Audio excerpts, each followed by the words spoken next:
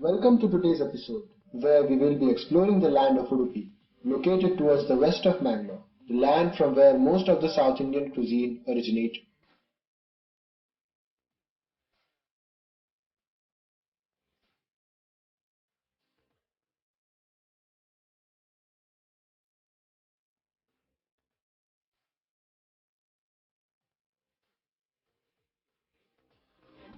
Whether you are in Matunga or Melbourne, Bangalore or Manhattan, when the heart strikes for a masala dosa, your mind directly navigates the body to the city of Udupi.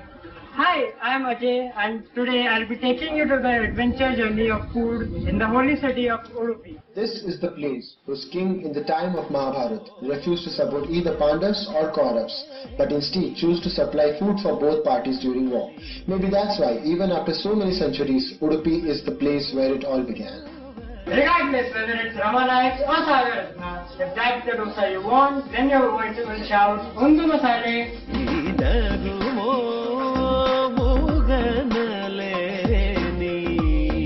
What you see over here is the actual masala dosa. Where we have in Samaj, the only known origin of masala dosa in the entire country. As we all know, what we see in the other cities like Delhi, Bombay, Hyderabad, the dosas are much more oily, crisper. But over here, if you notice the texture of the dosa, it's very smooth, it's very soft, and there is not much of oil used in it.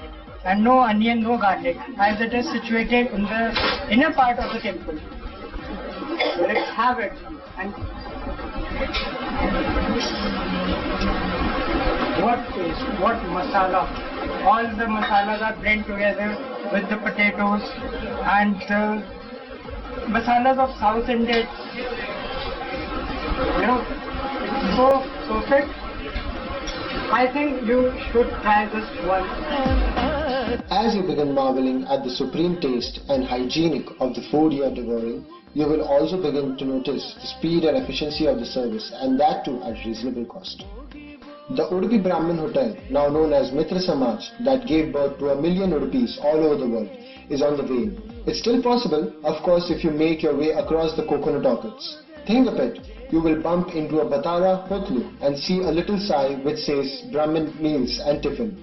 But the pure vegetarian Udupi restaurants that the whole of India salivates over have given the way to multi-cuisine restaurants or commercial complexes.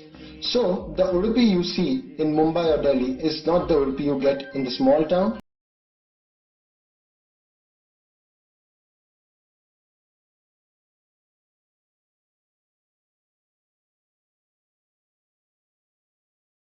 Udupi has another claim to fame, the Lord Krishna Temple.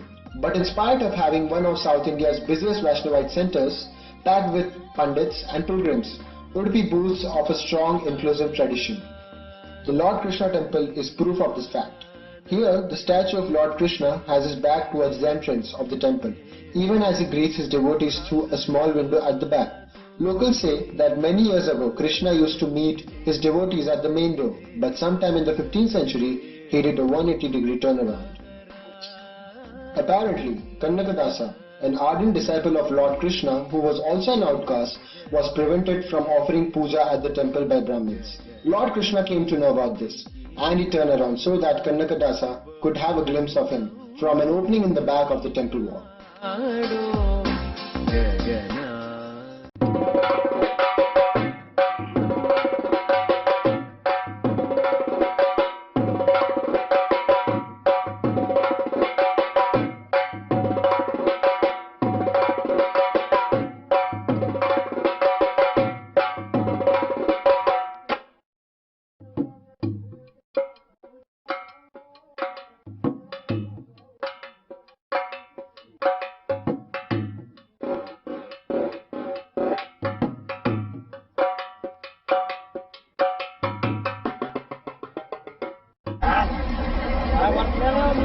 Catching a fish is an art. To know more about this art, we are here at the market. We'll be talking about the varieties of fishes, the techniques of catching a fish, and the amount of fishes they store here in the storage. Today we have Mr. Raghu, one of the fishermen with us. Let's have some of the discussions with him. तो अन्ना बताओ ना कितना कैसे आप पकड़ते हो? नहीं झींगा बांगड़ा ज्यादा तो आप मतलब कैसे पकड़ते हैं? जैसे छतरी ये जो नेट है इससे नाइट वाले से। अच्छा अच्छा। और मतलब कितने बजे तक आप जाते हो वैसे? 3 बजे के जाते हैं कल में पीस 3 बजे के जाते हैं फिर और बर्तन 5 बजे का market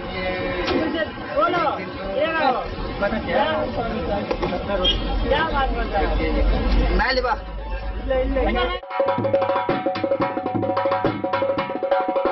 fish is quite an amazing job. I am here at the beach side to catch some of the amazing fish. Hope I get one.